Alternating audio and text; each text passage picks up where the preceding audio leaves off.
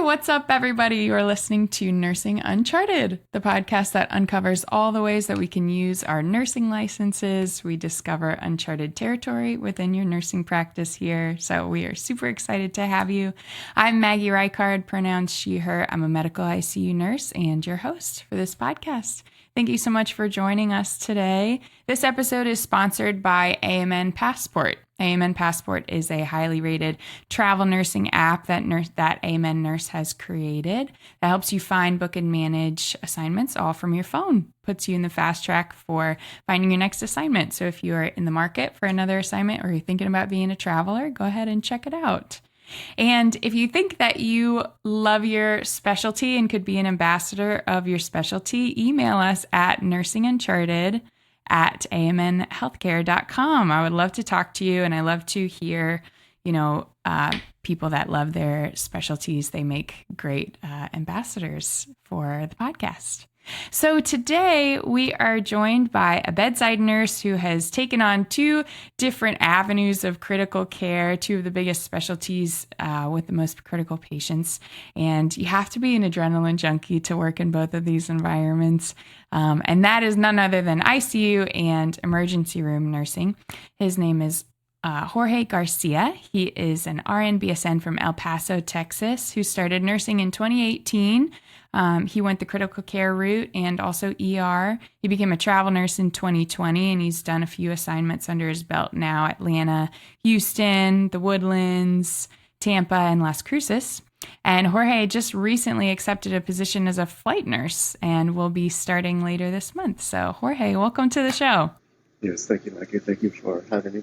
Yeah, no, I'm super happy to have you on. So are you ICU nurse now or ER right now? No, I stepped out of ICU about 6 to 7 months ago. Okay. I just got kind of tired of it, and I recently transitioned to ER full time. So now I just tell people I work ER. Yeah. Okay. Mm-hmm. Yeah. What's it? And you're in El Paso, right? Yes. Uh-huh. Correct. Mm-hmm. What is it like working in El Paso right now? It's actually pretty cool. Well, I used to work in El Paso, but just 45 minutes down the road is Las Cruces. Las Cruces in Mexico. So right now I'm working in Las Cruces, but I've worked in El Paso before. But it's actually not all that bad. They're not heavy metropolitan areas or anything like that. So although we do get busy, it's not like Dallas busy. It's not like the big city kind of busy. Sure. You have a certain population that we get. Very rare do we get anyone that's real foreign, like people from the Europe or anything like that. But for the most part, it's pretty much the same population. Not too much of a big city or anything like that. So it's not that bad. What do you see normally? Like what are the local patient populations? So El Paso is heavy, and Las Cruces is heavy populated with Hispanics. Since we border, El Paso borders Juarez, Mexico. So I don't know if you've ever seen the show Narcos. Recently, that Juarez, it's the border town of El Paso. So we get a lot of people who come through the border to seek healthcare because the healthcare across the border is not the best. So we get a lot of those. We also get a lot of the elderly population, about 50 to 70 years old, but mostly Hispanics. So so I have not worked at our trauma facility here, but I do know people that do, and they tell me all the time they get people coming from across the border. Gotcha. So a lot of Hispanics. Mm-hmm. Are they coming across the border with like your general, like, uncontrolled diabetes or like heart failure, or, or is it more like, is it related to like, I mean, what are you seeing in the ER? So these people that usually come to the ER have never really been to a doctor.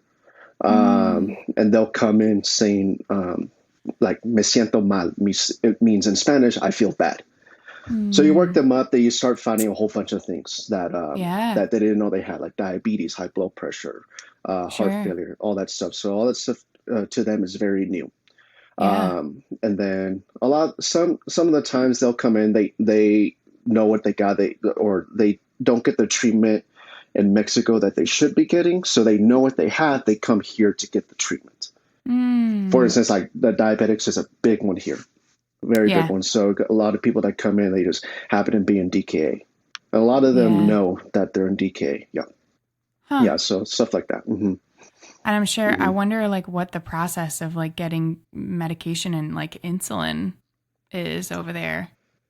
I truly don't know. Yeah. I know people who live here who will specifically go to Juarez to get medicine and come back.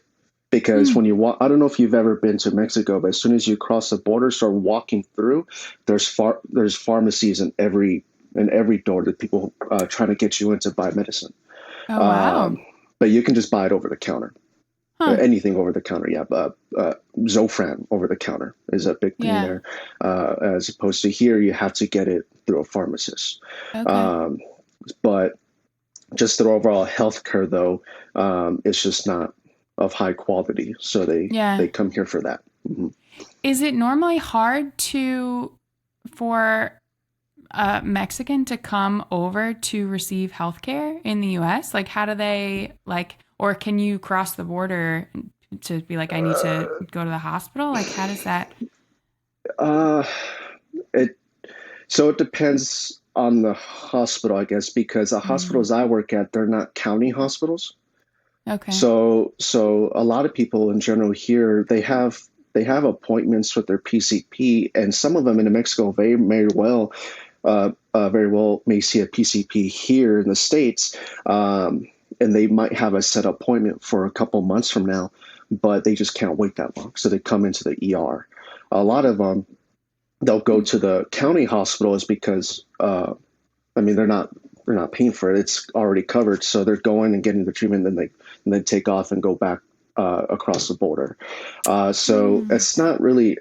I guess it's not hard for them to see a doctor initially, but the with insurance and whatnot, yeah, it's hard, and I've seen it. yeah. I've had patients in the ER in El Paso who were from, I can't remember. They weren't from Mexico, but they might have been from Guatemala, I think. And I overheard the case manager talking to them, and they couldn't pay for their stay. They Mm, couldn't pay for it. They ran a good bill, but they couldn't yeah. pay for it. So I don't know if that answered your question at all, but that it can't. There is a challenge for them to be Yeah. seeing doctors here. Yeah. Oh, I'm sure. Like, do they ever get like sent away like from the emergency room or? No, no, we've Yeah. never done that. I mean, we have to treat them. Um, Yeah. um, so no, we've never sent anybody away. Never. Yeah. Oh, okay. Yeah, I didn't know like if there was, I just know in our country there's like so much like talk about like border, people Yeah. crossing the border, and I didn't know if that was like, widely accepted, like come here and receive the help that you need.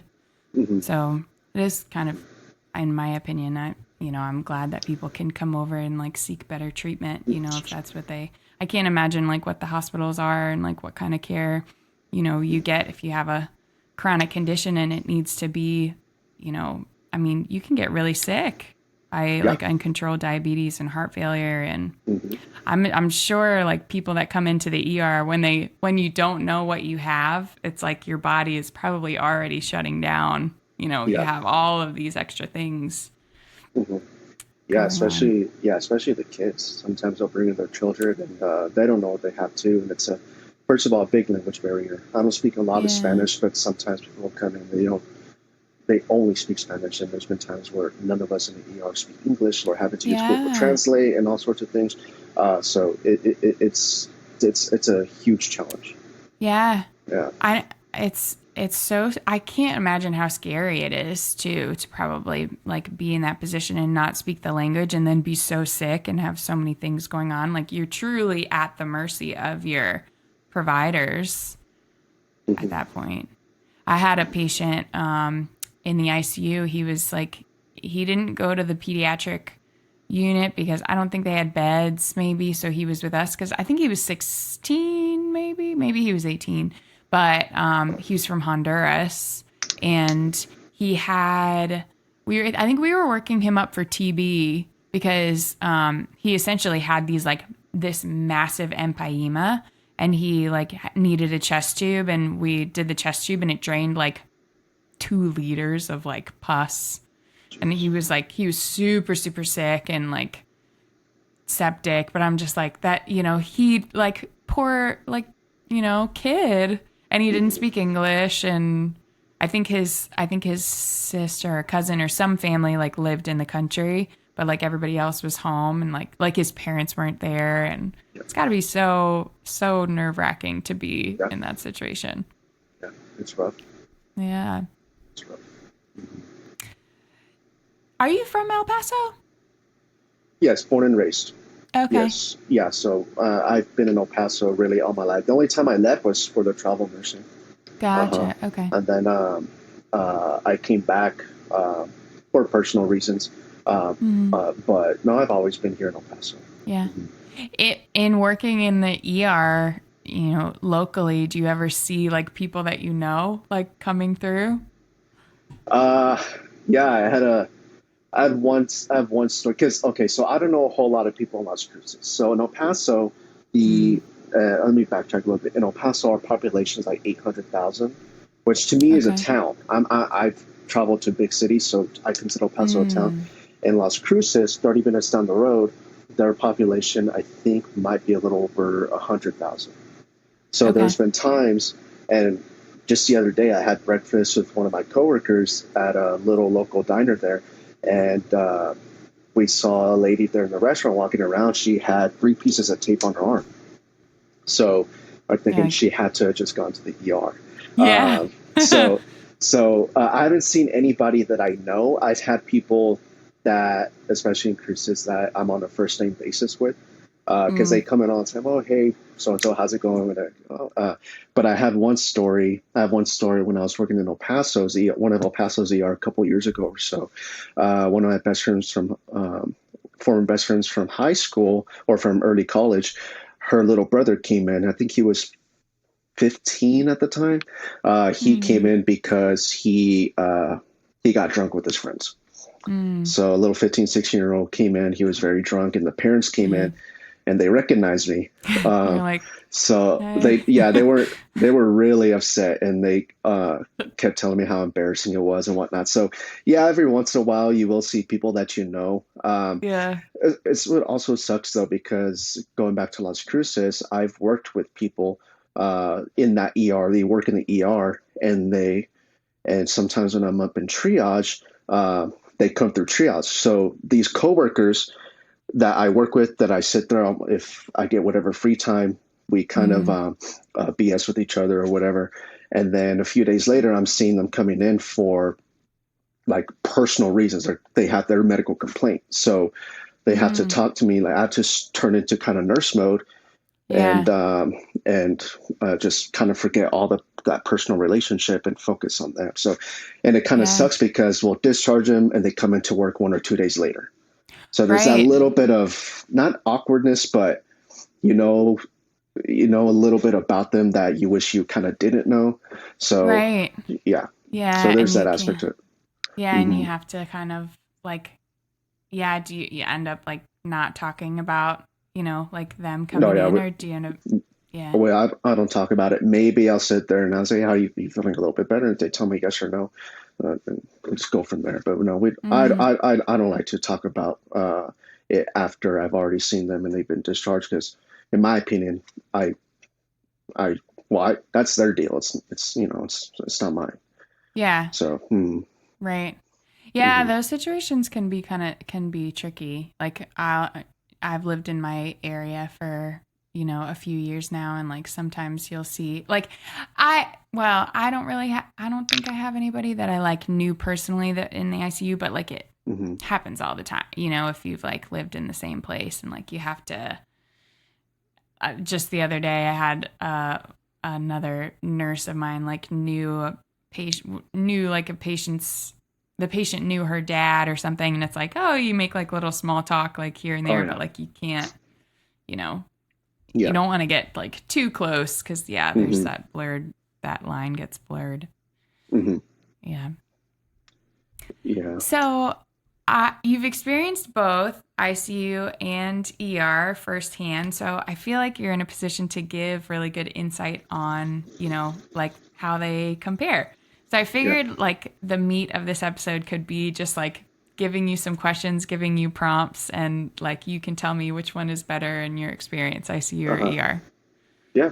that work? Yeah, that's Cool. perfect for me. Yes. Cool. So I want to know ICU or ER, which one do you think has the better teamwork? Uh, it depends on the situation. It depends on the coworkers, and it depends where you are.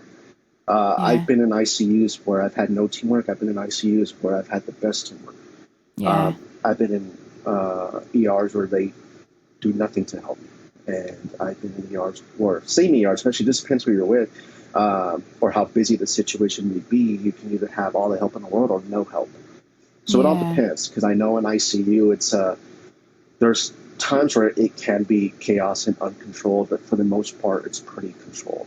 Yeah. So if the person next to you at the nurse's station has a minute to help you with an admit coming in, they're going to get up and well, I would hope they get up and help. Yeah. But you don't get that all the time though. It's in both units. But in Mm-hmm. ER, we had an intercom where you just hear. Sometimes you'll hear sirens. This is Medic 13 going to this hospital, code 3 traffic. Okay, code 3 Mm. traffic means it could be CPR in progress, it's something serious. Oh, So okay. that's when we get the intercom or we get the radio report, and then we assign them a room, and then you'll see the paramedics come in doing what they're doing, firefighters, cops, whatever. And then when they're going into the room, sometimes, for the most part, it's you, the primary nurse, and like four other people going in there, and the doc is already going there. So when people are Okay. going in there, they're already lining them, they're already labbing them, X-rays already there, or even if it's something simple, someone came in for shortness of breath, but they're walkie-talkie. They'll help because we have our protocols that we got to do, Yeah. like EKG, X-ray, all sorts of stuff. Um, while you're doing your initial assessment, you'll have another nurse there lining and labbing for you. Mm. But there's also been plenty of times where I get someone who's real sick and I get zero help. I'm trying to Yeah. lab a line and doing my initial assessment, connecting them to the monitor, getting initial vital signs, doing all these things, and then walking out of the room just to look at your computer and you have 60 orders coming. Yes. I And hate that. that's what overwhelms me. And sometimes Yeah. you can't blame anybody because your coworkers have in the ER four other patients they got to take care of. Right. And sometimes you're just SOL. You don't have any help. Yeah. In an ICU, if it's a good night or if it's a good day, you get all the help you need. But there's also times where you just don't get anything. So I don't want to sit there and say the ICU gives more help or ER gives more help because that'd be the wrong answer. It truly depends um, um, where you are, who you're working with, Yeah. and even you as a nurse. If you're someone who people like and people want to be around, then you're going to get all the help in the world. But if you're someone Yeah. who doesn't really treat anybody with respect or anything like that, which I've had those coworkers before, then you're kind of Mm. less incentivized to help them. So it Yeah. all depends on the situation, I think. Do you feel like being a traveler has affected the teamwork ability too, or do you feel like in both, like, it still ebbs and flows depending on the day? It depends. I've worked with travel nurses with FEMA who were making a stupid amount of money a week. And they were not getting any help from the full-time staff because the full-time staff would resent them or whatever. Mm. I would hear them, hey, Yeah. you're making all this money, you're doing this, you're on your own, like you're good. And Mm. you're like, what the heck? So, you know? Yeah. But like I said, it all goes back to it depends. It depends on Yeah. the other nurses. Are they willing to help or are they not? Yeah. So, As far as a teamwork aspect in the ER, I didn't even think about how ancillary teams like firefighters or, EMS would probably also have their own workflows. Like, do you feel like that tends to get chaotic, like with multiple people at once, or is it everybody's kind of doing, their own like policies and systems and it kind of flows? It flows pretty well for the most part because the firefighters and paramedics on scene or on the road, they have their own protocols, and when they come in, they're handing off report, and like Okay. it's on you guys, and then the doc will start giving orders and whatnot, and then a lot of the times they'll just sit back and watch us, do what we need to do, but it's never been um, I've never had a personal experience where I was disrespected or ever disrespected a firefighter or paramedic or had a hectic situation Yeah. because, and I say that because my dad, he's a firefighter here, and Mm. my cousin, he's a firefighter in South Texas, kind of by Brownsville, Texas, where Elon Musk has his SpaceX station. And Mm. he's had he's a newer fighter. My dad's been one for over 30 years, so he doesn't go to the hospital much anymore, but my cousin's new, so he does.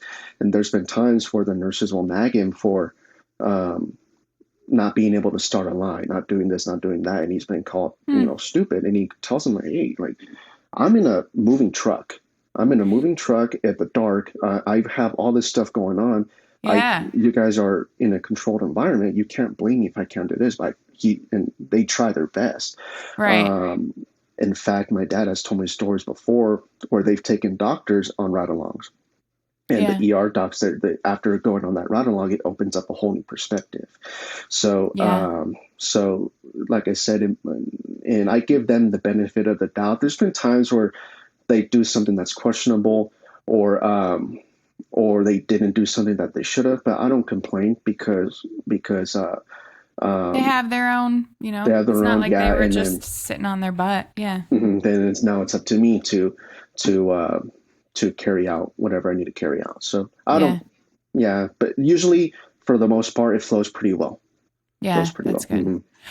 I take the same perspective. I'm like, if somebody didn't do something, like if they're handing the patient off like on the floor or something, it's like they had, first of all, like codes and stuff on the, rapid response calls on the floors are very chaotic because you don't have all of the Yes, same resources that would normally. And so yes.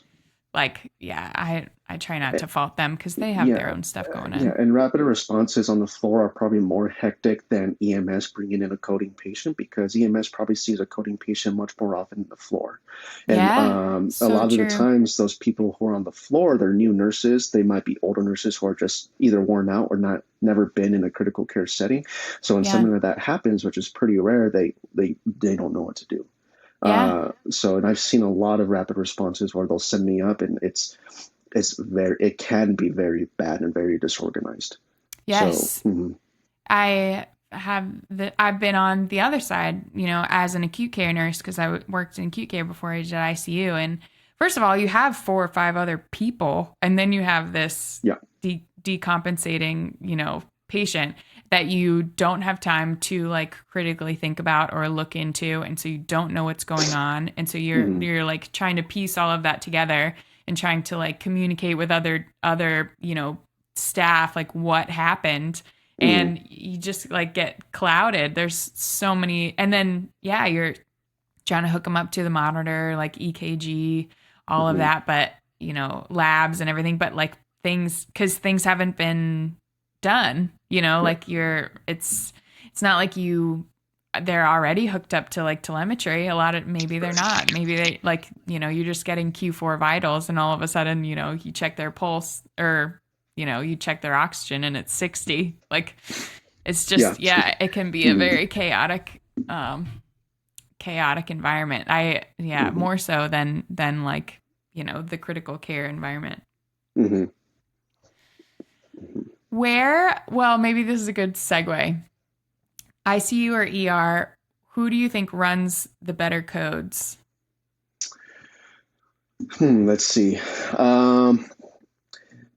It depends on the doctor. I think it depends on the nurses and the code, and Yeah. it depends how bad the code is. So Yeah. Fair. Um, I've been in codes where an ER nurse who's brand new, she's real green, he or she's real green, and they kind of freak out. And I've had doctors, ER doctors, who they're good docs, but they don't really get the critical care. I mean, the critical patients all the time, so they'll kind of not freak out, but they're very Freeze spastic. up.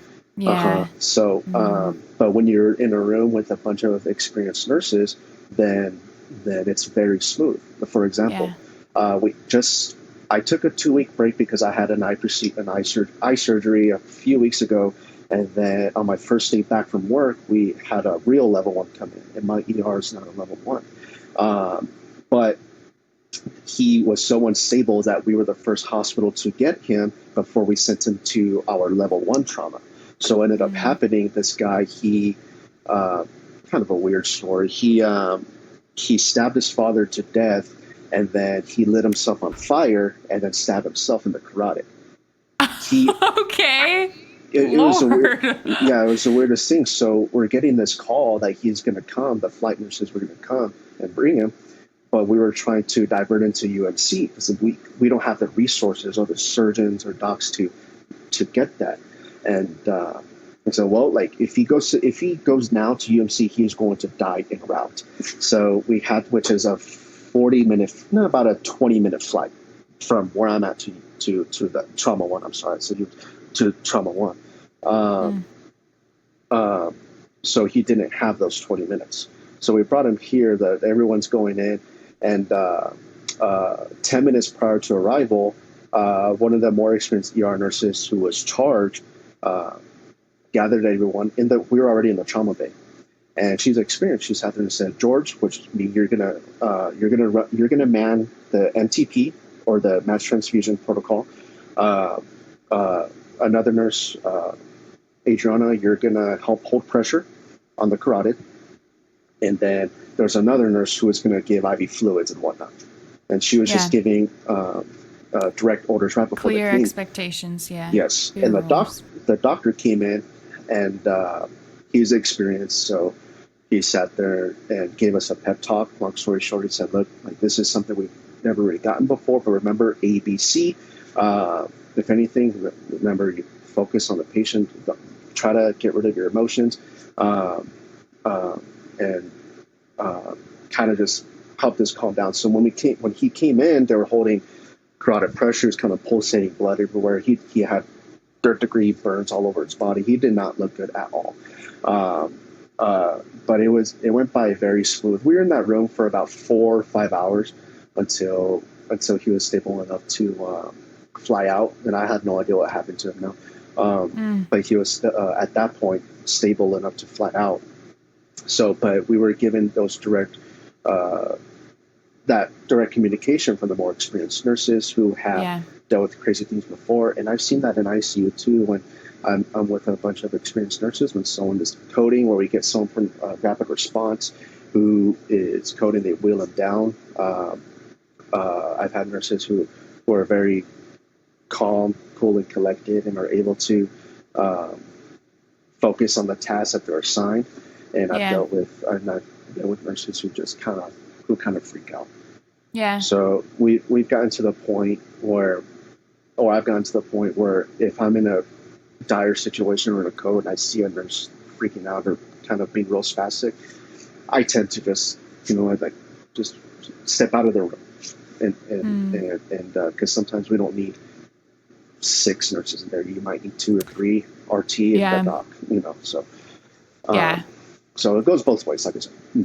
That can also, like too many people in the room is not helpful. Like at that, at that point, because like you need other people to watch the unit. There's everybody else is like also critically ill. Like it does flow better when you have everybody in the room has a specific job. Like maybe you have a few more people in the line to do compressions, but other than that, like it should just be like clear roles and expectations, like like that nurse did. Yeah. That's very true. I would think that, I've never worked in ER, but like in ICU, everything is at your fingertips all the time. Like, if you want to do a 10 lead, you can probably like do one on the monitor real quick. Or like if you know, want to get labs, like you probably already have a central line or something, you know, IVs that draw, you know, Mhm. like I feel like it in that way, you know, when something like goes down, it's like I would think that maybe it would be a little easier to manage a code in a situation in an ICU, Mhm. just because everything is like already there. I Yeah, don't know. everything's already there. We have sometimes during the day, especially, we'll have like two PAs, two NPs, and then a doctor, all in working one shift. We'll have paramedics working on shift. We'll have EMT, not EMTs. I'm sorry, nurse techs working on shift. So if there's a code, nurse techs or paramedics, if if they're not as skilled as to do other things, they're doing compressions. Yeah. They're starting lines. The nurses are either titrating stuff or doing whatever. So in that sense, yeah, you have everything right there. And Yeah. I've worked in ICUs where we have no doctor overnight. They're on call. They're at home. So if someone codes, the ER Mm. doc will have to come up and run the code, and then we have to call the ICU doc. Sometimes we're short staffed or tripled, and you're coding somebody. So yeah, in Mm. ER we usually have everyone there, like right within a hands grabs. We're right there. Yeah. Yeah. So then in that circumstance, sometimes Oops. ER. Sorry. No, you're good. So in that circumstance, I guess ER is maybe a little better because they have like this, they have, you know, resources at your disposal quickly, you know, if Right. you need somebody there, they're right Hmm. there ready. Yes. Exactly. Hmm. Which one do you think you have? And this can be a really vague expression, but which one, ICU or ER, has the better patient interactions, like with the nurse? Uh, hmm. How do you mean? I guess I mean like what patients do you like better in ICU or ER? I think I would say the ER, only because you're also getting people that who are healthy just like me, but they might be sick when you're talking to them, like a lot of the times you're talking to them like a friend. And a lot of the times they're very, very friendly. You get to know them a little bit about their personal lives or whatever. And then sometimes you're seeing 10 to 20 patients a day. So you're kind of meeting a lot of people as opposed to the ICU. Um, if they're friendly, that's great. You have a friendly patient for 12 hours. Like that's awesome. But if you have someone who just is in a bad mood for whatever reason, the nurse, he or she got mad at the nurse before you, and now you're coming out, so now he has a sour tongue about nurses. And if even if you're super friendly to one, they could be just disrespect. I've been disrespected by patients before.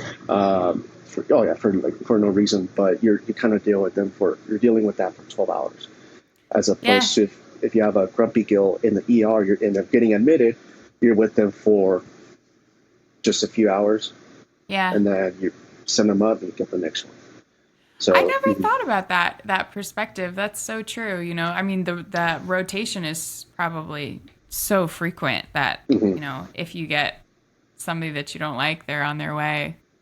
mhm. Yeah, exactly. So I know, yeah, that's why I say I think the ER interaction, I think I like a little bit more, and Yeah. not just adults, but you'll meet people uh, my age in their 20s. Uh, you might even meet little kids who just are awesome little kids, and their parents are great, Yeah. and it's like, and it's a good feeling when you see a little boy or girl who's sick, and you're the nurse, and they feel better. They go home. A lot of times they'll give you a hug on your leg or whatever. It's nice. So It's a cute feeling. cute. Yeah. So in that sense, yeah, that's why I said I like the ER interaction with patients a little bit more than ICUs. Do you have Yeah. to have pals to be in Yes. ER? Oh, you So do. when I was working here in El Paso in one of the ICUs, when I first became a nurse, I would pick up shifts in the ER once or twice a week. And at that time, they never asked me to get my pals and my TNCC. And then I kind of stepped out of that ER for a while, started traveling in ICU. And when I started the ER in Las Cruces, they told me that, yeah, get your pals and get your TNCC. And What's TNCC? trauma trauma nursing, critical care, Critical something like care. that. Yeah, so it's Okay. trauma nursing. You're trauma Okay. nurse, and Okay. to apply for flight nursing, I had to get that regardless. So Sure. I got those a few months ago, back in March. So yes, long story short, you do have to get your PALS, you have to get your TNCC. Okay. Some other ER nurses will get ER's own certifications because you have your little subcerts, but you don't necessarily have to. Just ACLS, Sure. BLS, PALS, and TNCC is what you need Yeah. for sure. Mm-hmm. Yeah. And for people that don't know, PALS is pediatric advanced care life support. So everybody needs their ACLS when you work in critical care, but pediatric Uh-huh. populations, you need pediatric ACLS. Mm-hmm. Yeah, and that one is really confusing. It's kind of sucks because they're all weight based. Everything is weight Yeah. based in pediatrics, and you have different meds with different weight based dosages, so it's very confusing. And that's Yeah. what I like about the ER, because we always have pharmacy there Yeah. in the ER. So I've had, I don't know why, I see a lot of kids in the ER with SVT all the time. Hmm.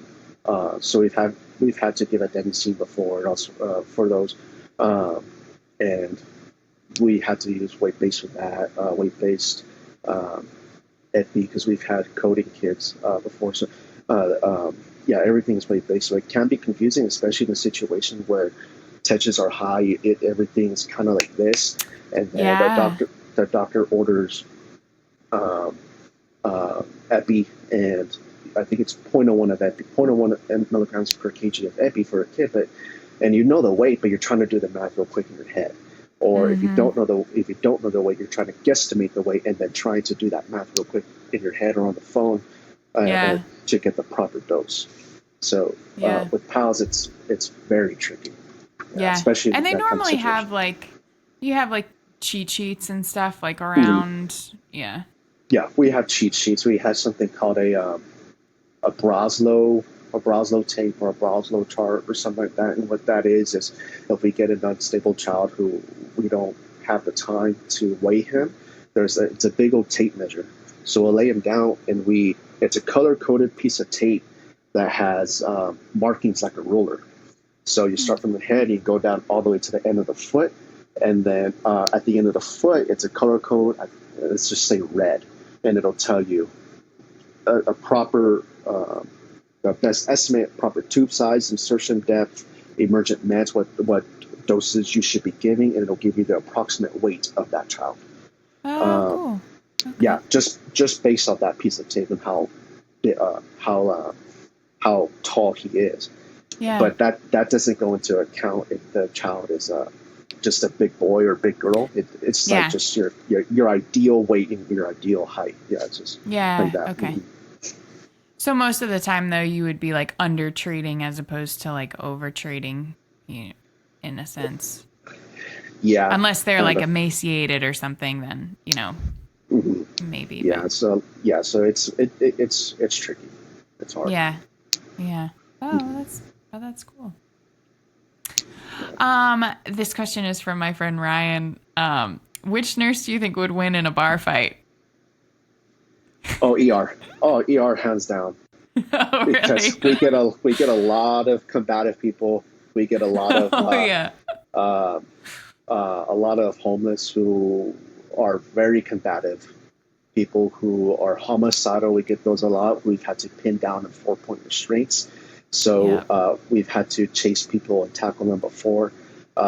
It's bad. ER is crazy. I tell my sister all the time. I'll tell her some stories, and because she has nothing to do with them. She's going to be an engineer.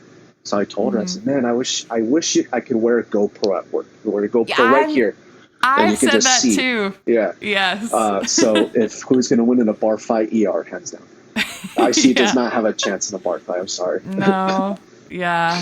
Like you'll get every now and then you'll get, like a psych patient that's like combative or like family. I feel like it's more like family that's kind of out of control in the ICU. Like the patients are sick Yes. where, Yeah.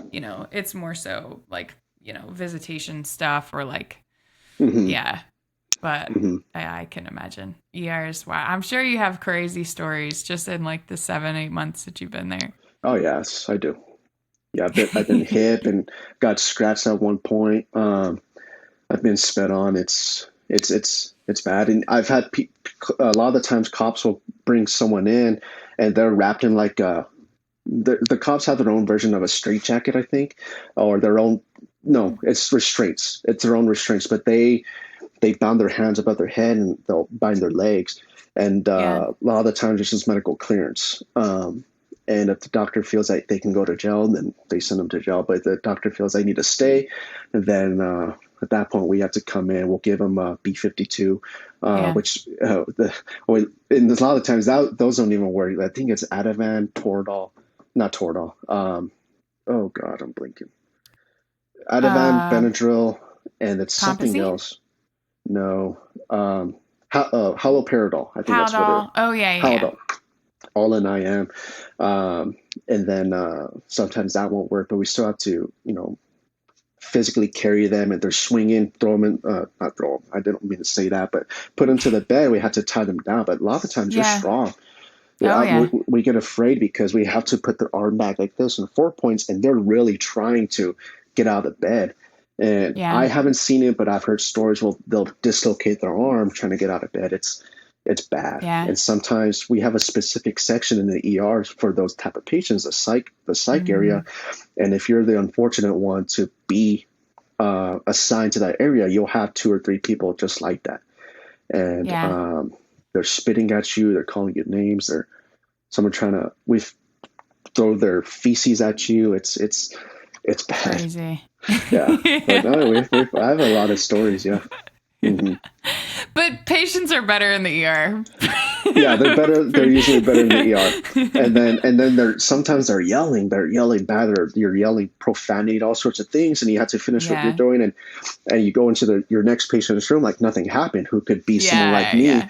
and then they'll look They're at you like, like, what's "Is going there?" on over there? Yeah, it's like it's Yeah. just all you can say. It's just a crazy day, and they're Yeah. like, so you have to sit there and apologize. I'm sorry if I take too long, and a lot of times, for the most part, they're very understanding. Oh, yeah. So that's a cool thing. Yeah. Yeah. I that just made me think of like one guy that I had recently. Or no, I didn't even have the patient, but he was like schizophrenic and he had a few things going on and he was I don't like he had a medical thing with underlying psych stuff and so that like combination is always bad and he was just like yelling nonstop at people and I think his oxygen was low and sometimes like when that like somebody doesn't Excuse me. look great like you kind of stand in the doorway and you just like watch the monitor and you just like watch and wait and like see like what's going on so Hmm. his oxygen was low. It was like 85 and so I'm like in the doorway I'm just like watching the monitor and then he's like what are you looking at and I was like Oh, oh god okay well I'm gonna jeez. leave like Yeah, there's. they're all over the hospital you can't you meet all walks of life in the hospital Mhm. it's just what happens but they all come through the ER for the most Yeah, part so yeah. It's a trip, man. That's why I love the ER. You see so many different things. Every shift is different. So yeah that's why I genuinely, when I go into work and I'm working ER, I genuinely enjoy and look forward to it. So yeah, yeah. there's a lot of cool stuff.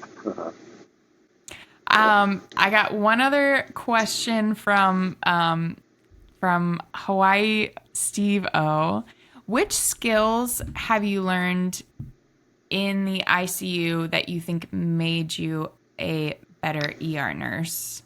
And then maybe we can like do the vice versa, like maybe what some things that you learned in the ER that you think you wish Uh, maybe you have implemented in the ICU. uh, this is why I always tell people it's better to start in ICU. If you want to do ER, I don't suggest to do ER right off the bat. Although there is Mm, critical thinking in the ER, but starting out in ICU and then going into ER felt like my critical thinking was a little bit better than everyone else's. I was able to um, understand my drips a lot more, understood the vents a mm, lot more, because um, I've gotten a report from ER when I was working in ICU, and I asked them, well, what are the vent settings? FO2 is 100%. Okay, so what yeah. else? That's RT. Like, no, it's not RT because a lot of the times you're RT. You're the RT. Yeah. So when I was started in ICU, my preceptor was very tough on me. So she made me understand the events, not as in depth as RT, but enough to where If something happened, I could troubleshoot it on my own. She made me understand my drips. The skills, we do a lot of skills in the ICU, like throwing in NGs or starting lines and all sorts of things, or Yeah. other bedside procedures. Not as often as ER though. As far as lines, I think I've thrown in more NGs in the ICU than in the ER. Sure. But stuff like that, my critical thinking skills really helped me in the ER coming from ICU. Yeah. Because when we see something, either in triage or in a room where someone's decompensating, you can pick it up right off the bat. Just the other day, not the other day, about a couple months ago, I was coming off shift. ER has weird shifts, so I was coming off in from 1 p.m. to 1 a.m. and I was taking over for the nurse who was going home, and she had a patient on BiPAP who, I forget the whole story. She ended up being a GI bleed, so she was pending transfer because we went to GI. She was going to go to another hospital in El Paso, but she was on BiPAP. But I'm listening to her giving a report. I'm listening, and I could see I could hear the alarm, and you could hear the BiPAP doing that, and you hear the alarm going off, the red alarm, which like just yelling at you. So I said, okay, well, I go in the room, and I'm in there for a few seconds, and turn around, and say, got the PA who is in charge. Like, you need to come into room 21 right now. She's going to be tubed. So he walks in. Oh yeah, we're in the tuber like right now, and unresponsive people's kind of pinpoint had a pulse and everything, had a real crappy blood pressure, but she was breathing in the 40s or 50s on BiPAP. Wasn't picking up SATs because she was mottled everywhere. I think the only one we could get a SAT on might have been her nose or her ear, and was still kind of hard to get. So we had to tube her. Yeah, but I was able to see that coming in right off the bat.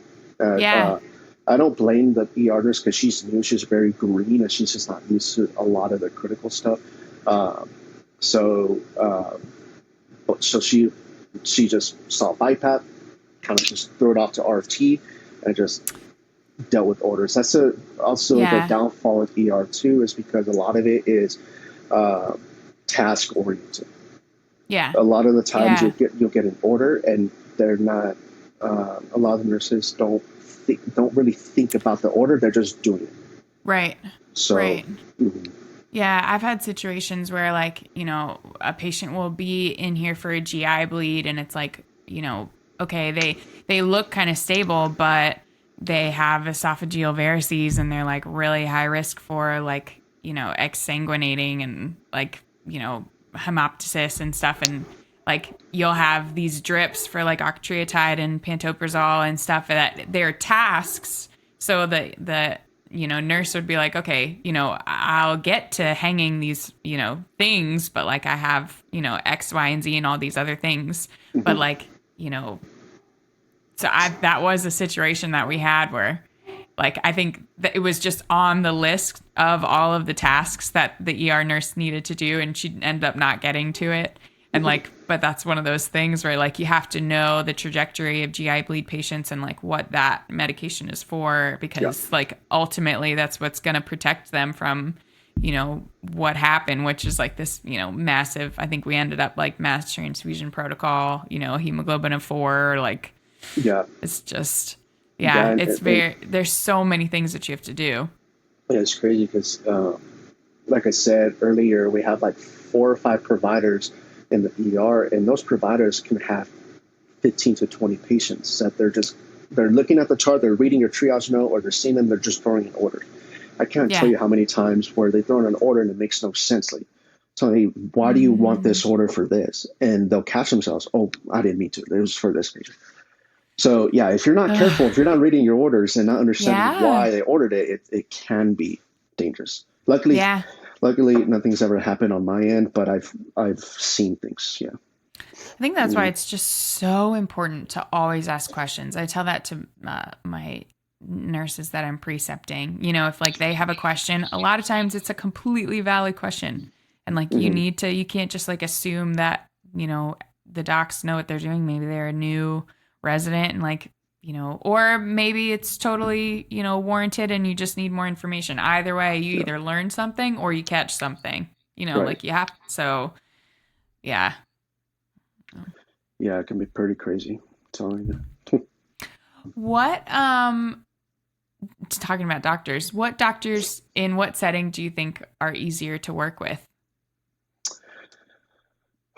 Probably ER, Mm. because they're there all the time. You're there all the time, and if Mm. they're really cool, if they listen to the nurses, especially, that's when they're really cool to work with. A lot of times it's first name basis. Yeah. Um, hey Heather, hey John, like stuff like that.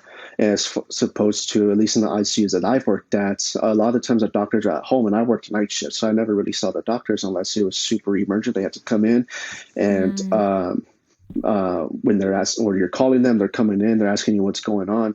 They're expecting you to know, and you can't, uh, look like an idiot. You have to know your stuff and be able to relay the information that they need in order to give you the proper orders or the proper treatment to the patient.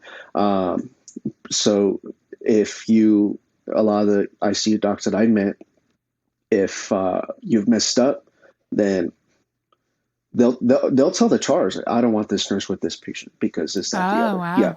Yeah. And Hmm. it takes that one interaction, as opposed to that ER, you're with them all the time. So if you have questions, and I've had questions before, I'll ask the ER doc, like, hey, can you explain why you ordered this? And they'll sit there and give you an Yeah. explanation. And a lot of the times they're very patient, they're very friendly about it. So, Yeah. so I would say the ER, because they're there all the time, you're there all the time. Um, and it's just that because they're physically there, as opposed to Sure. ICU, especially at night, a lot of the times they're just not there at all. So I've had better Sure. relationships in the ER than in the ICU. Yeah. Not that Interesting. I ever had any bad relationship in the ICU. I never had. I'm just not exposed to them Yeah. as working ED. Hmm. That makes sense. That makes perfect sense. I Hmm. was gonna say, I mean, I've worked in the ICU environment where, like, talking to the team, they're very, it depends on the level of respect. I think the reciprocal respect, like, Yeah, between providers, and that's only strengthened with the amount of times that you communicate and, like, see them, and yeah. you're comfortable with them. So, like, Hmm. yeah, if you have an ICU team that you never see, or people that rotate through and you're not familiar with them, like, yeah, you have to build a rapport. So if you see the same ER docs all the time, yeah, I can see how you could have a better teamwork there. Yeah. Hmm. Yeah. Which one? I think I know the answer to this one, but which one do you think yields better stories, Oh, ICU ER. or ER? I, yeah, ER. It just depends on the story. Um, yeah, the ER has stories where you kind of just never heard of. Um, I haven't seen one, but the funniest stories I've heard are with couples that have Oh had, no. yeah, they've had the intercourse at home. They go in because something happened, and they have to tell Oh the doctor. God. You're like, and we have to, yeah, there's something stuck inside them. You see, my friend was showing me, telling me stories about X-rays that he's seen, and things he's seen Oh inside of. no. Yeah, it's ER definitely has the funnier stories.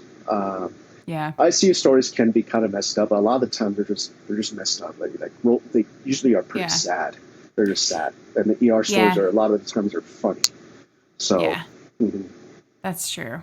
Yeah, I yeah, feel like ICU stories, like, you just get super, super sick people. You get crazy, like, work was crazy because, you had XYZ going on. But, like, yeah, yeah, ER, you just see all walks of life.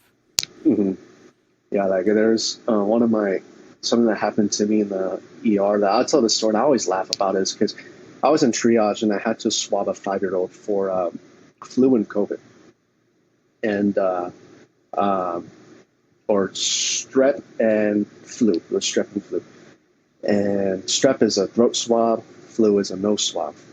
So I had swabbed him with the nasal swab first, and it freaked him out. The mom is holding his head, trying to, I'm sitting there, and Oh, sometimes it get me nervous, and my hand is doing like this, so the opportunity I get, I kind of just stick it in there, swab real quick, and I pull it out, and he started crying. Yeah. Then I still had to get the mouth swab. So he's crying. He's trying to close his mouth. The mom is like trying to pry his mouth open. And my first opportunity I got the strep swab, and I kind of jabbed it in there and swabbed it real quick, and I pulled out. Well, when I walked away to send it, he ended up projectile vomiting all over the floor. So my friends tell me, like, damn, dude, you gagged a 5-year-old. What's wrong with you? So, like stuff like that, those funny stories like that, where it's kind of messed up, but it's something that I laugh about. Like little stories like that. We've had your classic stories where a kid will come in. It's a cute little girl or a cute little boy, and the parents are like, yeah, he swallowed something. I don't know what it is. They do the X-ray, and oh yeah, he swallowed a penny. It's right there. It's like little stories like that where they can be kind of funny. We've had people who they're brought in by police officers and they defecate all over the floor in front of the nurses station. So stuff like that. It's this weird stories. But that's why, the stories with ER tend never to be a dull moment. No, at all.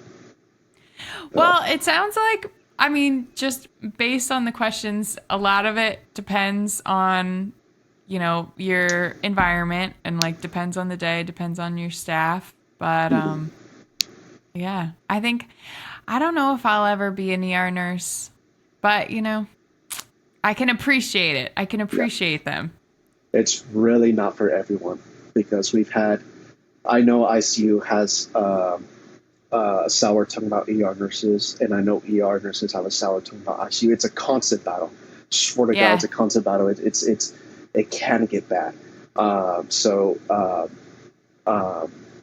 forgot. But I think just like having, people like you to like see both worlds and like have a foot in both worlds, and, like the understanding, I think as, the communication and perspective, I think is what like helps both sides understand each other. Yeah. And we've had, when I was working ER here, we've had my coworkers in ICU over there would come in to float because the ICU is overstaffed. They float to the ER to help out. Just to do lines or EKGs or whatever. And a lot of the times I see how busy we get, or the people coming in that I was saying about earlier, and they'll tell me, I didn't know. I told you. Yeah. That's what I said. If an ER nurse isn't able to put in a second IV, don't beat them up over it. You're an ICU nurse. You can throw in IVs every time of the day. So it's little petty arguments like that. ICU nurse will ask the ER, did you send this lab or did you swab? I'm sorry, I got super busy. Well, I'm not going to take a report to you. You're like, what the heck? So it can get like that. But if you have an ICU nurse who understands, don't worry about it. I'll take care of everything. Just send them. Just bring them and I'll take care of everything else. So have you seen that guy? Oh, what's his name? I think his name is Steve, but he's like an ER tech that like talks about tips from the ER. He's on social media. He's like Asian looking, right? Yeah. Yes, I've seen a little bit of his videos. Yeah. I think he does one where like it's back and forth, like ER and ICU, like talking about, like the qualms that we get between each other. And it's so true. It's like, ER nurses like expect that, or ICU nurses expect ER like to have like a full comprehensive like report. And it's like, okay, I stabilized him and that's your job. And exactly. It's your turn now. One of my biggest pet peeves, and I've learned this from being in the ER, it's a classic question that ICU nurses always give ER nurses. You're giving a report, you're almost done, and they always want to ask you, or even a floor, well, how's his skin? I knew you were about to say that. And you're like, well, he has it. He has skin. He has skin. Yeah. So unless they're old and they're sick and we had to intubate them, and a lot of the times for the ICU nurses to make it easier for them, we'll roll them over and take out the EMS sheets, take them out, and at that point, that's the only time we're going to look. But if someone's coming in for DKA and they're 50 years old, and other than that they were walking around, I'm not going to look at them. It's like he's fine. He has skin. Yeah. I already did all this. And I'll tell him nothing's open that I see. Yeah, that I see, nothing's open. Yeah. Yeah. Hmm. Well, and it's like I feel like that's implied too. Like when people ask that question, it's like we're trying to figure out what they came in with so that the hospital doesn't get dinged for like hospital acquired pressure ulcers. But it's like Yeah. I feel like I feel like the ER never gets dinged for they're only in the ER for like a couple hours, so I feel like it wouldn't apply. Hmm. It's like we are going to do that comprehensive assessment, so like it shouldn't even matter Yeah, like we'll they're check. saying that. Yeah, we'll check if we feel it's necessary. Like if we know we're getting someone who is a paraplegic and they need to go to ICU at that point, like we'll check. Or someone who's old, Alzheimer's, and they Yeah, they went on themselves. Yeah, we're cleaning them and we're gonna check right before we send them up. And we're not checking yeah, right off the bat. We're carrying out the right, necessary orders, and then when we need to check, yeah, we need to check. But if it's someone like me who is going to the floor for dehydration, I don't want anybody looking at my skin. So I yeah, could tell you right now, don't look at me, I'm fine. So it's a big thing there. So yeah, ER and ICU will butt heads with each other. For a lot of it's just petty things, real yeah. petty. So that's where they tend to butt heads a lot. Mm-hmm. Hmm. Yeah. But it's all about just understanding. I think just be kind and courteous and like, when I'm getting the report from ER, I'm just like, okay, like this is what they know. So like if, the things that you at that point like you're still trying to figure out what's going on with the patient sometimes in a And sense like when they're coming up. So like they're not and going to have all the answers. and a lot of times because we have a lot of, like I said, we have an ER you have, or an ICU you have 7 a.m., 7 p.m., 7 p to 7 a. Usually that's all there is. And ER you have 7 a to 7 p, 7 p to 7 a, 11 a to 11 p, 3 to 3, 1 to 1, noon to noons. You have random 2 hour shifts. So if you're coming in at, Yeah. if a nurse is leaving at 1 p.m. and you're coming in at 1 to take over for her team, and he or she will tell you, say, hey, this one is going to the ICU, but there's no room assigned yet. Okay, fine. Mhm. But this is what's going on with them. Okay. 5 minutes after they leave, you see on the tracker they get a room. So then you, as Yeah. the 1 p.m. nurse, you haven't even seen the patient yet. You're reading a chart while you're talking to the nurse because you're trying to get them out of there because there's 50 people in the waiting Yeah. room needing a room. Yeah. So that's where it gets really tough. And the last thing any floor nurse wants to hear, and I've been on the other side, ER will call and they'll tell you right off the bat, hey, I just got this patient. Yeah. And I know for a fact it annoys a floor nurses because it used to annoy me. But Yeah. but going through that, like I get it. Like you're literally reading a chart, uh, Yeah. and you send them up. So and yeah, it can be it's tricky in that sense. Hmm. Yeah, but you just gotta have grace.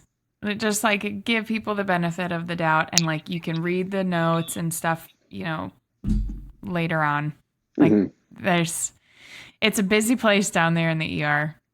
Yeah, Oh well, it's busy everywhere. I yeah, think that's where the like disdain comes from. It's like because like on the floor on a med surge floors and stuff, they probably they don't have time to like look through the charts, so they want to know everything they need to know about the patient. But sometimes you can't just like wrap them up in a bow like that. It's just a continual process. yeah, and ICU has its own busy. ER has its own busy. ICU can be so busy, and I've seen it where you're in a room just staring at the monitor. You're looking at drips. You're titrating, and you can come down just on a little bit on the pressure. You can come down a little bit and the pressure takes, and you're like, oh, you got to titrate back up. So um, it's busy in that sense, and you're there for a while. You don't have time to go to your other patient's room. You might only have one or two more patients, but for the most part, they they can either be stable or a lot of the times they're unstable.